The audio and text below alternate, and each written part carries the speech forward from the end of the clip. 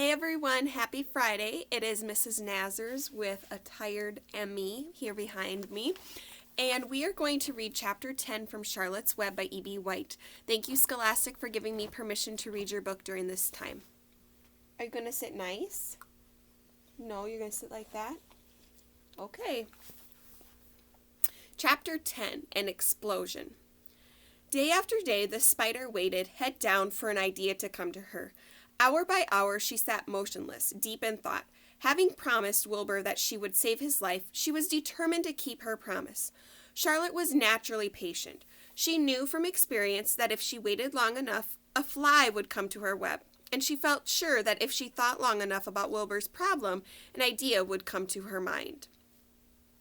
Finally, one morning toward the middle of July, the idea came. Why, how perfectly simple, she said to herself.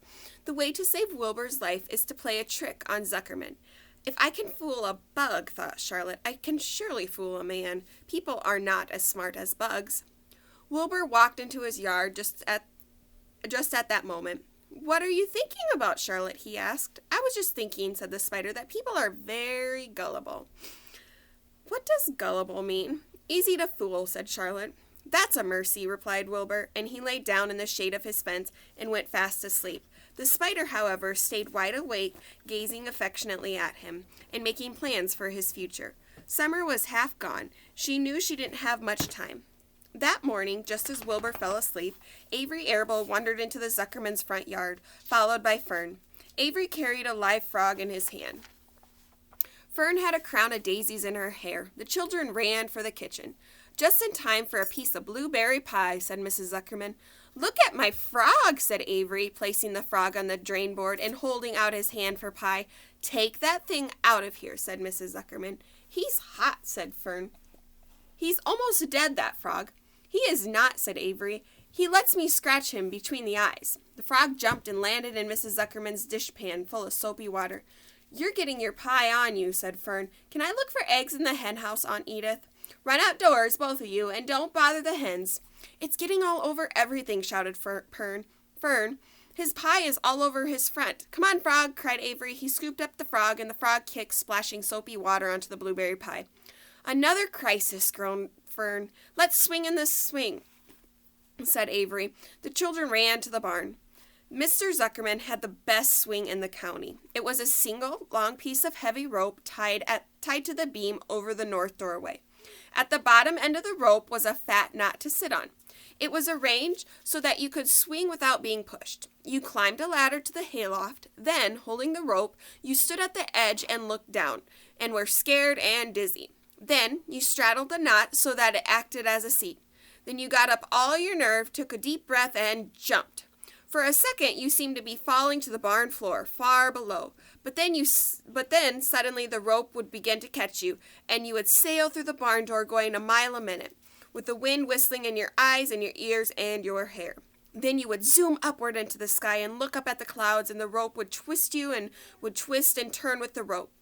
Then you would drop down, down, down out of the sky and come sailing back into the barn, almost into the hayloft. Then sail out again, not quite as far this time, and then in again, not quite so high, and then out, and then in again, then out, then in, and then you jump off and fall down and let somebody else try it. Mothers for miles around worried about Zuckerman's swing. They feared some child would fall off, but no child ever did. Children almost always hang on to things tighter than their parents think they will. Avery put the frog in his pocket and climbed into the hayloft. The last time I swang in this swing, I almost crashed into a barn swallow, he yelled. Take that frog out, ordered Fern. Avery straddled the rope and jumped. He sailed out through the door, and frog and all, and into the sky, frog and all. Then he sailed back into the barn. Your tongue is purple, screamed Fern. So is yours, cried Avery, sailing out again with the frog. I have hay in my dress. It itches, called Fern. Scratch it, yelled Avery as he sailed back. It's my turn, said Fern. Jump off. Fern's got the itch, sang Avery.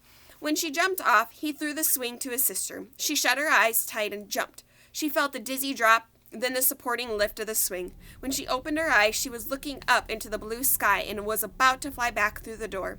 They took turns for an hour. When the children grew tired of swinging, they went down toward the pasture and picked some wild raspberries and ate them. Their tongues turned from purple to red. Fern bit into a raspberry that had a bad-tasting bug inside it and got discouraged. Avery found an empty candy box and put his frog in it. The frog seemed tired after his morning in the swing. The children walked slowly up toward the barn. They, too, were tired and hardly had energy to walk.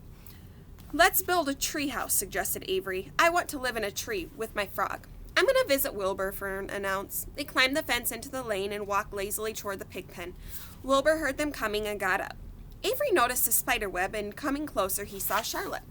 "Hey, look at that big spider," he said. "It's tremendous." "Leave it alone," commanded Fern. "You've got a frog. Isn't that enough?" "That's a fine spider, and I'm going to capture it," said Avery. He took the cover off the candy box, and then he picked up a stick. "I'm going to knock that old spider into this box," he said. Wilbur's heart almost stopped when he saw what was going on. This might be the end of Charlotte if the boy succeeded in catching her. "You stop it, Avery," cried Fern.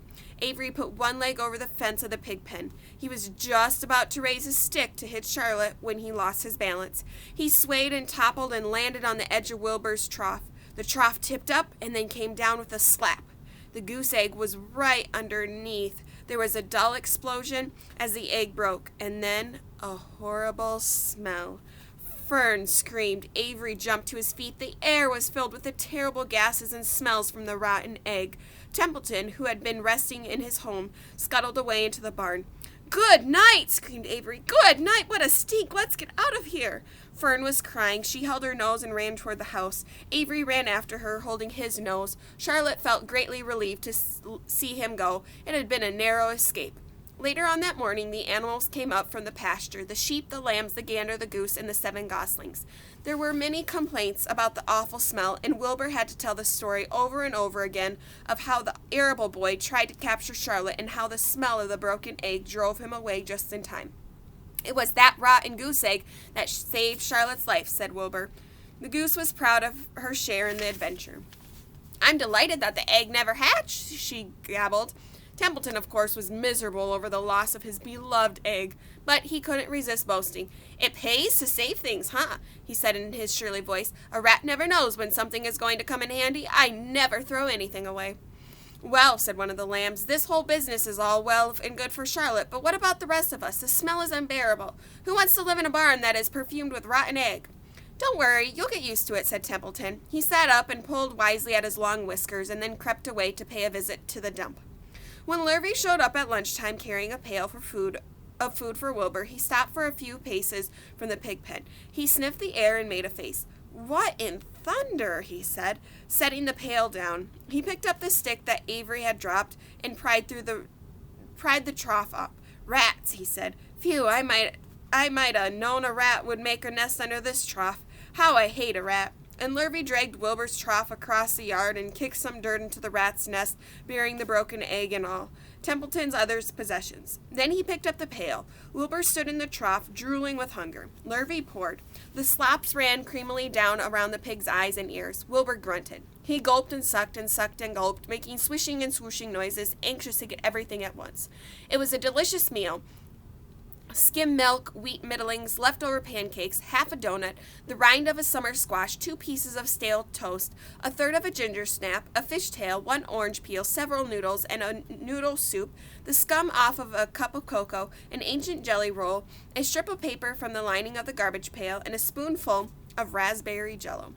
Wilbur ate heartily. He planned to leave half a noodle and a few drops of milk for Templeton. Then he remembered that the rat had been useful in saving Charlotte's life, and that Charlotte was trying to save his life, so he left a whole noodle instead of a half. Now that the egg was buried, the air cleaned and the barn smelled good again. The afternoon passed and evening came. Shadows lengthened. The cool and kindly breath of an evening entered through the doors and windows. Astride her web, Charlotte sat moodily eating a horsefly and thinking about the future. After a while, she bestirred herself. She descended into the center of the web, and there she began to cut some of her lines. She worked slowly but steadily while the other creatures drowsed. None of the others, not even the goose, noticed that she was at work.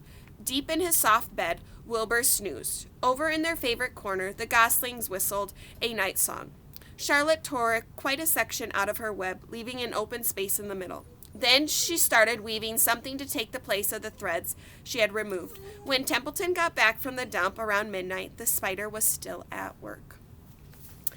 I hope you are enjoying Charlotte's Web as much as I am. We are about halfway through, so there's still a lot left of this book, and I hope you join us tomorrow for the next chapter. Have a great day, guys.